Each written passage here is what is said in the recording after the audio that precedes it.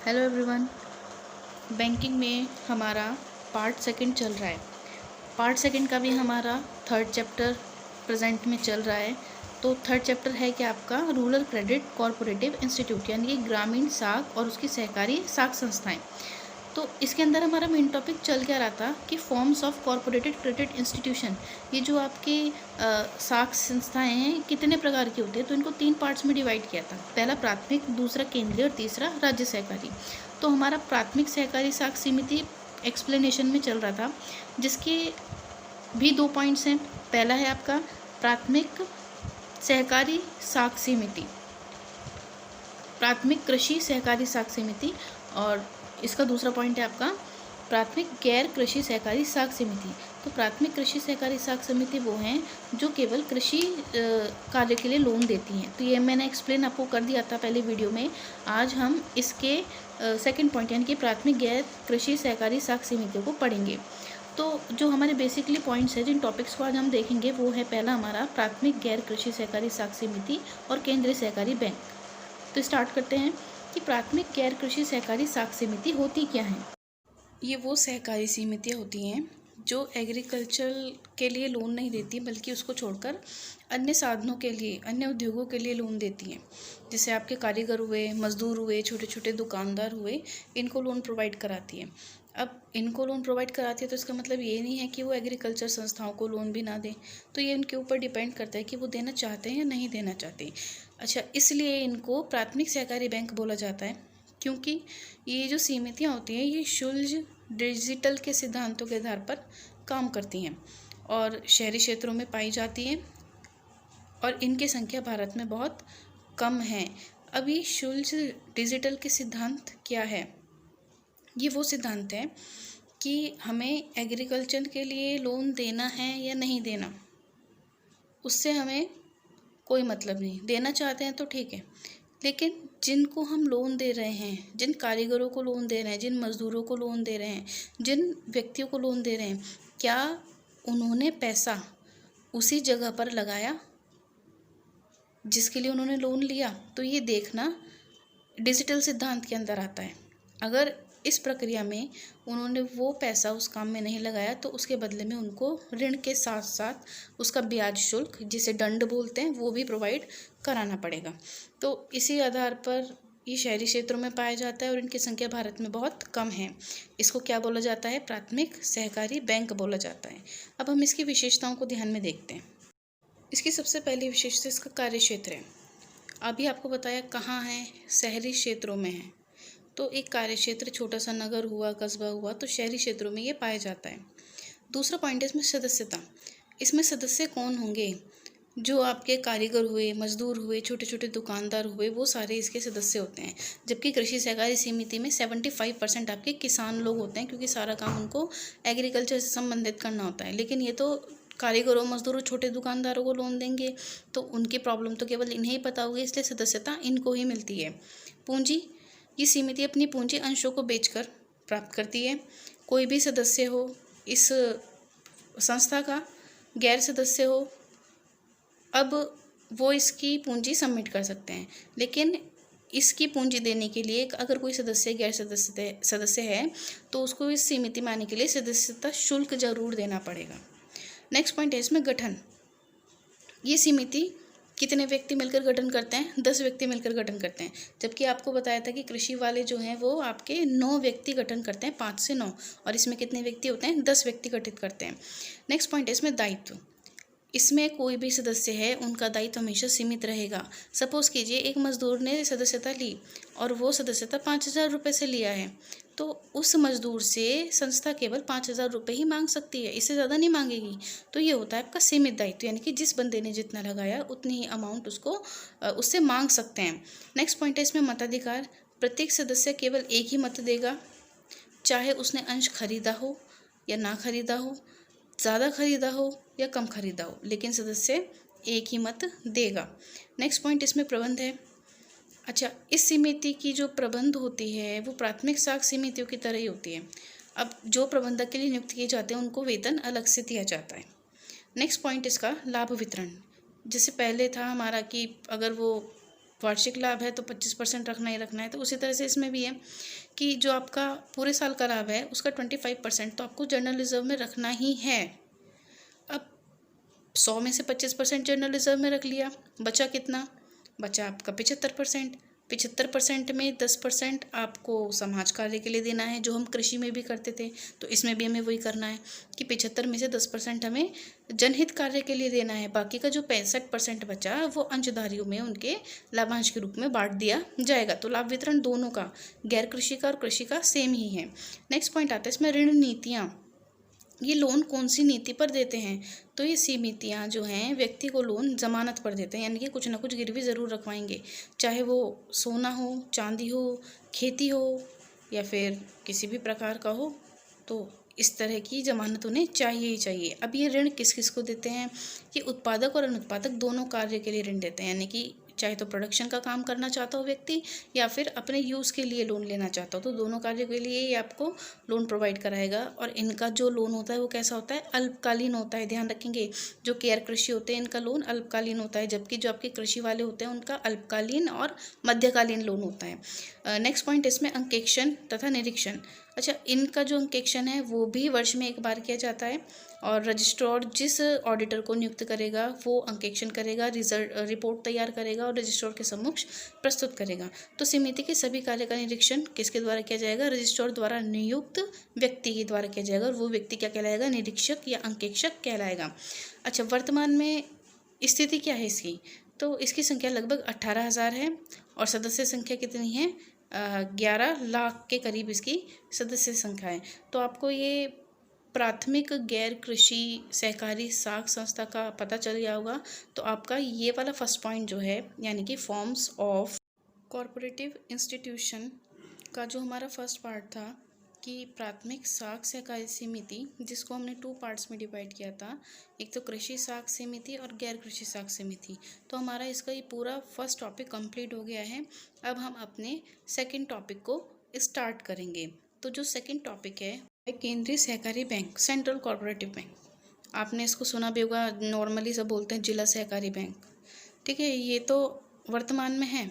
इनकी स्थापना कब हुई थी? 1912 में हुई थी। इंपॉर्टेंट इसमें से MCQs काफ़ी आते हैं, तो प्लीज़ अंडरलाइन करते हुए अपनी कॉपी में भी नोट डाउन करते रहेंगे कि इसका दूसरा नाम है जिला सहकारी बैंक।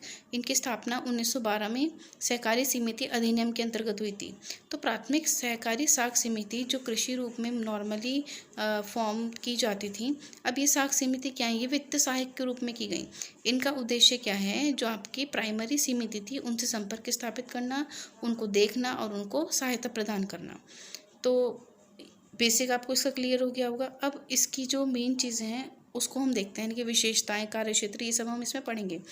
तो प्रकार क्या है? ये बैंक आपके 2 प्रकार के होते हैं। पहले तो शुद्ध केंद्रीय सहकारी बैंक है और दूसरा आपका मिश्रित है। अब ये दोनों बैंक हैं क्या? देखिए, शुद्ध केंद्रीय सहकारी बैंक क्या है? ये वो बैंक हैं, इन बैंकों की सदस्यता केवल प्राथमिक समिति को ही दी जाती है। प्राथमिक समिति आपने पढ़ा, जो कृषि और गैर कृषि सहकारी साख समितियाँ थी। तो शुद्ध केंद्रीय सहकारी की बैंक की सदस्यता किसको मिलती है? केवल प्राथमिक समिति को मिलती है। जबकि जो मिश्रित केंद्रीय सहकारी बैंक हैं, इसके सदस्य व्यक्ति भी हैं और प्राथमिक सहकारी समिति भी हैं, दोनों हो सकते हैं। तो क्लियर हुआ। इसके सदस्यता के बारे में आपको पता है कि शुद्ध केंद्रीय सहकारी बैंक में सदस्य कौन हो सकता है? जो गैर कृषि साख सहकारी समिति या कृषि साख सहकारी समिति से संबंधित होंगे। लेकिन मिश्रित केंद्रीय सहकारी बैंक में सदस्यता कोई भी व्यक्ति हो सकता है, चाहे वो उससे रिलेटेड हो या ना हो। तो ये सहकारी समिति केवल बाहरी व्यक्ति को ऋण प्रदान करती है, ध्यान रखेंगे। केवल भी नहीं कहा जा सकता, ये हर तरह के लोन को प्रोवाइड कराती है। तो प्रकार आपको पता चल गया कि जो आपका जिला सहकारी बैंक, इसकी स्थापना 1912 में हुई और ये 2 प्रकार के होते हैं, शुद्ध केंद्रीय सहकारी और मिश्रित केंद्रीय सहकारी। सेकंड आता है इसमें पूंजी। ये अपनी पूंजी किस तरह से एकत्रित करते हैं? तो इनकी पूंजी एकत्रित करने का साधन है बैंकों की कार्यशील अंश पूंजी, यानी कि शेयर कैपिटल इशू करते हैं। इनका जनरल रिजर्व होता है। ये राज्य सहकारी बैंकों से लोन लेते हैं और जनता से भी जमा के रूप में पैसा एकत्रित करते हैं। तो 4 तरह से ये अपनी पूंजी को प्राप्त करते हैं। कैसे? कि शेयर कैपिटल, इनका जर्नल रिजर्व, राज्य सहकारी बैंक से लोन लेते हैं और जनता की जमा को स्वीकार करते हैं। अब नेक्स्ट पॉइंट इसमें आता है प्रबंध। कि इनको हैंडल कौन करता है, संचालक मंडल होता है इनको हैंडल करने के लिए। अब जिसका गठन सदस्य की साधारण सभा में किया जाता है, ध्यान रखेंगे संचालक मंडल इसको हैंडल करता है, लेकिन संचालक मंडल का गठन कौन करेगा, जैसे अंशों की साधारण सभा होती है कंपनी में, ऐसी इसकी साधारण सभा में संचालक मंडल का गठन होगा। अच्छा, इसके संचालकों की संख्या 10 से 25 तक हो सकती है, ये आप ध्यान रखेंगे। जो जिला सहकारी बैंक है आपका, केंद्रीय सहकारी बैंक, इसके सदस्यों की संख्या कितनी हो सकती है, 10 से 25 तक हो सकती है। ये संचालक कार्यकारिणी का निर्वाचन करते हैं, यानी कि काम करने वाले सदस्यों को सेलेक्ट करते हैं और उनसे क्या करते हैं, डेली का काम करवाते हैं। तो ये संचालक अवैतनिक होते हैं, लेकिन कुछ कर्मचारी जो हैं इसमें वेतनभोगी होते हैं, यानी कि 10 से 25 तक के जो संचालक होंगे उनको सैलरी नहीं दी जाएगी। वो तो भाई उनको क्या मिलेगा, उनको तो प्रॉफिट में से लाभांश मिलेगा, लेकिन सैलरी किसको मिलेगी, जो कर्मचारी हैं। समझ में आ गया। नेक्स्ट इसका कार्यक्षेत्र। देखिए कार्यक्षेत्र एक जिले का होता है, जिला तो पता है ना आपका, आपके एरिया में भी होगा जिला सहकारी बैंक, तभी तो इसको क्या बोला जाता है, जिला सहकारी, एक जिले पर काम करने वाला। तो इसके क्षेत्र की संख्या जो है सदस्यों की संख्या पर निर्भर करती है। अब नेक्स्ट पॉइंट है इसमें दायित्व। देखिए इनका दायित्व सीमित होता है, यानी कि एक व्यक्ति ने जितने रुपए इनको दिए हैं उस व्यक्ति से केवल उतना रुपए ही ये मांग सकते हैं, उसको लौटा सकते हैं। तो दायित्व सीमित मैं आपको कई बार बता चुकी, अकाउंट्स का भी टॉपिक है तो इसको एक्सप्लेन करने की ज़रूरत नहीं है। अब इनके कार्य क्या हैं, सबसे पहला काम अल्पकालीन और मध्यकालीन ऋण प्रदान करना, लेकिन उचित ब्याज दर पर। अब ये उचित ब्याज दर कौन डिसाइड करेगा, इसके सदस्य सीमित या फिर राज्य सहकारी जिससे ऋण लेते हैं। सेकंड पॉइंट है कि उन समितियों को ऋण दिलाता है जिनके पास धन की कमी है। मतलब 2 पॉइंट्स हैं इसमें। सपोज करो 2 समिति है, एक समिति ए एक बी, ए के पास पैसा बहुत है और बी के पास पैसा नहीं है, तो इसका काम क्या है, बी को पैसा दिलवाना। अब किससे दिलवाएगा, जिसके पास पैसा ज़्यादा होगा। तो ये आर्थिक रूप से कमज़ोर समितियों को ऋण दिलाता है, किससे, जो आर्थिक रूप से बहुत ज़्यादा धनाढ्य है। थर्ड पॉइंट है ये समय समय पर प्राथमिक समितियों के कार्य का संचालन और निरीक्षण भी करता है। प्राथमिक कार्य समिति आपने पढ़ी, जो गैर कृषि और कृषि हैं उनका काम भी करता है और उनकी देखरेख भी करता है। फोर्थ पॉइंट है इसमें, ये गैर सदस्यों तथा सदस्यों से विभिन्न प्रकार के खातों में जमा प्राप्त करता है। मतलब क्या है भाई, जमा तो प्राप्त करेगा, चाहे वो गैर सदस्य हो, जैसे हम आम लोग हैं बैंक में पैसा जमा करते हैं, हमारा भी अकाउंट है जिला सहकारी बैंक में, तो हम भी वहाँ पर क्या करते हैं, पैसे डिपॉजिट करते हैं। तो हम उसके सदस्य नहीं हैं, फिर भी हम डिपॉजिट करते हैं, और जो सदस्य हैं वो भी इसमें डिपॉजिट करते हैं। तो ये गैर सदस्य और सदस्य दोनों से ही जमा प्राप्त करता है। अब इसमें नेक्स्ट पॉइंट हमारा आता है कि उपयुक्त के अतिरिक्त, यानी कि जितने भी हमने ये 4 काम करे हैं, इसके अलावा कोई भी साधारण काम हुआ, जैसे चेक हुआ, बिल, जो नॉर्मली सब बैंक करते हैं, ड्राफ्ट जारी करना, सिक्योरिटी का क्रय विक्रय करना, जो सदस्य उनकी जमा स्वीकार करना, और कृषि ऋण देना, सोना चांदी रखना, जमानत पर ऋण देना, तो ये काम भी ये करते हैं, नॉर्मली सी बात है। नेक्स्ट पॉइंट है इसमें, ये प्राथमिक समितियों के कोषों को विश्वसनीय और सुरक्षित स्थान पर विनियोग करते हैं। जो आपके कृषि और गैर कृषि संस्था हैं उनके पास जितना भी जमा धन है वो जमा धन ये लेते हैं और इसको एक सुरक्षित स्थान पर इन्वेस्ट कर देते हैं। नेक्स्ट पॉइंट है, ग्रामीण क्षेत्रों में बैंकिंग सुविधा का विकास और विस्तार करते हैं। तो ये क्या थे आपके इसके कार्य थे। तो इम्पॉर्टेंट है, पूछा जाता है कि केंद्रीय सहकारी बैंक या जिला सहकारी बैंक जो है उनके कार्य का वर्णन कीजिए, तो आपको 5 नंबर में लिखने के लिए आ सकता है। नेक्स्ट पॉइंट इसमें आता है ऋण नीति। अब ये ऋण नीति किस तरह से देते हैं, मैंने आपको बताई, अल्पकालीन और मध्यकालीन ऋण प्रदान करते हैं। तो उसकी अवधि कितनी होगी, 1 से 3 वर्ष की होगी, यानी कि 5 वर्ष से कम के जो लोन होते हैं वो हमारे मध्यकालीन ऋण के अंतर्गत आते हैं। और इन ऋण पर ब्याज की दर कितनी है, 10 से 12% तक ये वसूल करते हैं। अगर ऋण की राशि नगद दी जाती तो फिर ये उसकी लिमिट को डिसाइड कर लेते हैं कि आप क्रेडिट तौर पर इतने ले सकते हैं। ये समितियाँ आवश्यकता अनुसार धनराशि क्या करती रहती है, लेती रहती है, देती रहती है, और राज्य का सहकारी विभाग इनकी नीतियों का निर्धारण करता है, क्योंकि राज्य सहकारी से लोन प्राप्त करते हैं तो वो डिपार्टमेंट इनकी हेल्प करता है। तो ये ऋण नीति है इसमें। अब नेक्स्ट इसमें आपका पॉइंट है नियंत्रण। ये बता दिया था कि राज्य का सहकारी विभाग, राज्य सहकारी बैंक, रिजर्व बैंक इनका नियंत्रण करता है, और केंद्रीय सहकारी बैंक भी आर्थिक नीति या फिर इसके विरुद्ध कोई काम ना करे इस बात का ध्यान रखती है। तो मेनली पॉइंट इसमें नियंत्रण कौन करता है, राज्य का सहकारी विभाग करता है। अब बात आती है लाभ वितरण की। भाई इनको भी लाभ होता है तो इनका भी काम यही है कि जो भी वार्षिक लाभ है उसका 25% तो इनको जनरल रिजर्व में रखना है और बाकी का बचा हुआ भाग शेयर होल्डर्स को डिविडेंड के रूप में बांट देंगे। इसमें वो 10% जनहित के लिए रखना ज़रूरी नहीं है, ठीक है। अब नेक्स्ट पॉइंट इसमें आता है निरीक्षण और अंकेक्षण। अब इनकी जो बैलेंस शीट है वो चेक कौन करेगा? राज्य सरकार के आदेशानुसार नियुक्त किया गया अंकेक्षक, ध्यान रखेंगे। अब नेक्स्ट पॉइंट नाबार्ड द्वारा सहायता। नाबार्ड द्वारा जो भी कार्यक्रम प्रारंभ किया गया था वो आर्थिक दृष्टि से और कमज़ोर सहकारी बैंकों को वित्तीय सहायता देने के लिए किया गया था, तो इनको स्पेशली सपोर्ट होता है नाबार्ड बैंक का।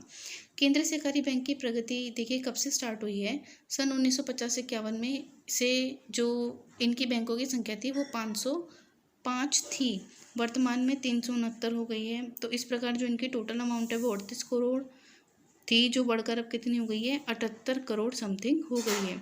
इनकी जो प्रदत्त राशि वो 4 करोड़ से बढ़कर 42 करोड़ तक हो गई है। और जो ऋणों की बकाया राशि जो इनको लोन अभी तक लेना है वो कितना है? लगभग 70 करोड़। तो प्रगति के बारे में तो आपको केवल ध्यान रखना है। अच्छा, लॉन्ग में आता है तो इसको आप दिखा सकते हैं, वेरी शॉर्ट में ये पूछा नहीं जाएगा और MCQs में इसमें से ऑब्जेक्टिव में आ सकता है। अब केंद्रीय सहकारी बैंकों के क्या दोष हैं? इसमें अंश पूंजी का अभाव काफ़ी रहता है, कुशल कर्मचारियों का अभाव रहता है, शीर्ष जो टॉप पर बैंक चल रहे हैं ये उन पर निर्भर रहते हैं ऋण लेने के लिए, व्यापार और व्यवसाय को बैंकिंग से मिला देना ये इनका अभाव है, मिला ही नहीं पाते, पर्याप्त छानबीन के बाद ही ऋण देने के लिए वैलिड किया जाता है, लेकिन ये ऐसा नहीं करते, किसी भी व्यक्ति को आसानी से ऋण दे देते हैं और ऋण जब आसानी से दे देते हैं तो फिर ऋण लेने में भी इनको असुविधा होती है। अब ये व्यक्ति जो हैं इस सीमितों को ऋण देना ज़्यादा पसंद करते हैं। अब ये जितनी भी अमाउंट का ऋण देते हैं उस पर जो ब्याज की दर है वो काफ़ी ऊंची लगाते हैं और इस वजह से इनको जो ऋण है वो प्राप्त नहीं हो पाता और उस बकाया राशि में लगातार वृद्धि होती जा रही है। तो ये इनके दोष हैं, ये इंपॉर्टेंट है, इसको आप अच्छे से देख लेंगे। इसमें से क्वेश्चन शॉर्ट में ज़रूर आता है 5 नंबर में लिखने के लिए। अब नेक्स्ट पॉइंट है कि इन बैंकों को सुधार करने के लिए आप क्या सुझाव देंगे? आप क्या चाहते हैं इन बैंकों से? क्योंकि ये नगरों में स्थापित हैं, इतने बुरे भी नहीं हैं, सबका सहायता करते हैं, ग्रामीण कस्बों छोटे शहरों में ज़्यादा रहें, तो इनमें सुधार तो होना चाहिए। तो क्या सुधार होना चाहिए? तो सबसे पहला है कि इनको सहकारी संस्थाओं के साथ साझेदारी करनी चाहिए। सरकार जो है वो वैलिड करे कि ये सहकारी संस्थाओं के साथ पार्टनरशिप में आ जाएं। सेकंड पॉइंट, सुरक्षित कोष में कितने % रखते हैं? 25% रखते हैं, ठीक है ना। लेकिन ये 25% कैसे रखेंगे कि जो दत्त पूंजी के बराबर ना हो जाए। दत्त पूंजी का मतलब जितनी इनको देनी है उतनी होनी चाहिए, तब तक लाभ का 1/3 भाग सुरक्षित कोष में डाला जाना चाहिए और बाद में 25%। सपोज कीजिए कि किसी की दत्त पूंजी 100 रुपये है, अब 100 रुपये अगर उसको नहीं मिले हैं तो 100 रुपये तो उसे मिले नहीं, तो वो क्या करेगा? फिर उसको 33 रुपये बचा कर रखने पड़ेंगे। लेकिन अगर उसे 100 रुपये पूरे मिल गए हैं तो वो 25% डालेगा। थर्ड पॉइंट है कि ग्रामीण बचतों का अधिक से अधिक लाभ उठाया जाना चाहिए और गैर बैंकिंग कार्य में ये लगे रहते हैं उसको तुरंत बंद कर दें तो ज़्यादा बेटर रहेगा। व्यक्तियों को तुलना में सीमित को अधिक ऋण दें। व्यक्तियों से डिपेंड नहीं हो सकता। अगर सीमित को ऋण देते हैं तो अगर वो भुगतान नहीं कर पाते तो हम उनकी कोई भी संपत्ति को हड़प सकते हैं। और सहकारिता के सिद्धांतों का इनको पालन करना चाहिए और जिस जिले में काम कर रहे हैं केवल उसी जिले तक निश्चित रहें, उससे आगे ना जाने की कोशिश करें। अशुद्ध ऋण कोषों का निर्माण ये ज़रूर करें कि अगर पैसा डूब जाता है तो उसके लिए पहले से प्रेफर रहें कि हाँ डूब सकता है तो हमें उसकी अरेंजमेंट करनी है और जनता से अधिक जमाएं प्राप्त करने का प्रयास करना चाहिए। तो ये पॉइंट्स थे आपके केंद्रीय सहकारी बैंक के। तो अब आपके जो हैं 2 टॉपिक्स तैयार हो गए हैं फॉर्म्स ऑफ कोऑपरेटिव इंस्टीट्यूट में, एक तो आपका प्राथमिक और दूसरा आपका केंद्रीय। अगर इन दोनों टॉपिक्स में आपको कोई भी दिक्कत है तो वो मुझे बता देंगे, इन्फॉर्म कर लेंगे। और इन चैप्टर्स को प्लीज़ बैंकिंग को सीरियसली लें, इसमें मार्किंग का ग्रेड जो है काफ़ी कम जाता है क्योंकि नॉलेज के बेसिस पर है ये।